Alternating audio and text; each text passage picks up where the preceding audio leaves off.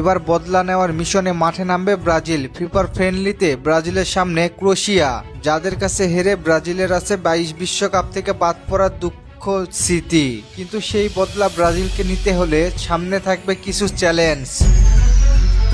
2022 কাতার বিশ্বকাপে ক্রোয়েশিয়ার বিদায় আজও পুরাই ব্রাজিল সমর্থকদের। অতিরিক্ত সময়ে এগিয়ে গিয়েও টাইব্রেকার হেরে বিদায় নিতে হয়েছিল 5 বারের বিশ্ব চ্যাম্পিয়নদের। সেই ক্ষত এখনও শুকায়নি। সামনে আবারও যদি ক্রোয়েশিয়ার মুখোমুখি হয় ব্রাজিল, তবে বদলার আগুন নিতে হলে কিছু শর্ত পূরণ করতে হবে সেলেসাওদের। ক্রোয়েশিয়ার বিপক্ষে ব্রাজিলের প্রথম চ্যালেঞ্জের নাম তাদের মিডফিল্ড। ইউরোপের দল এমনিতেও মাঝমাঠে অনেক শক্তিশালী, আবার ক্রোয়েশিয়ার আছে বড় বড় তারকা, বিশেষ করে মদ্রিচ, বিবোভিচ, কোভাচিচ। এই থ্রোই ক্রোয়েশিয়ার আসল হৃৎপিণ্ডে বলা যায়। যতক্ষণ এই মিডফিল্ড সচল থাকে ততক্ষণ ক্রোয়েশিয়াকে হার মানাতে পারে না কোনো দলই। ব্রাজিল দলকে তাই মাঝমাঠে বাড়তি প্লেয়ার রাখতেই হবে। হাই প্রেসিং নয়, বরং স্মার্ট প্রেসিং করতে হবে। একজন ডিফেন্সিভ মিডফিল্ডারের পাশাপাশি আরেকজন বক্স টু বক্স মিডফিল্ডার দিয়ে মদ্রিচের সময় জায়গা ও ব্লক করতে পারলে সেই ম্যাচ ব্রাজিলের নিয়ন্ত্রণে আসবে।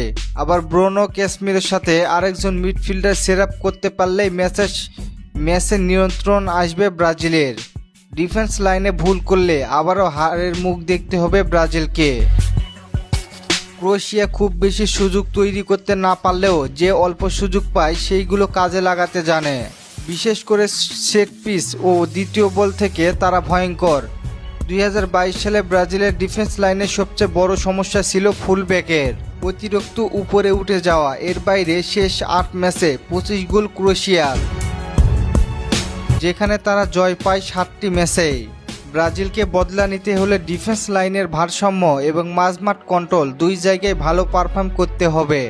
সর্বশেষ চ্যালেঞ্জ থাকবে কোচের ট্যাকটিসে। কার্লো আনচেলত্তি ইউরোপের দলের সাথে খেলতে হবে, যা তাকে দিতে হবে চ্যালেঞ্জ। কারণ কোন পজিশনে খেলাবে তাদের, কাউন্টার নাকি ডিফেন্সিভ।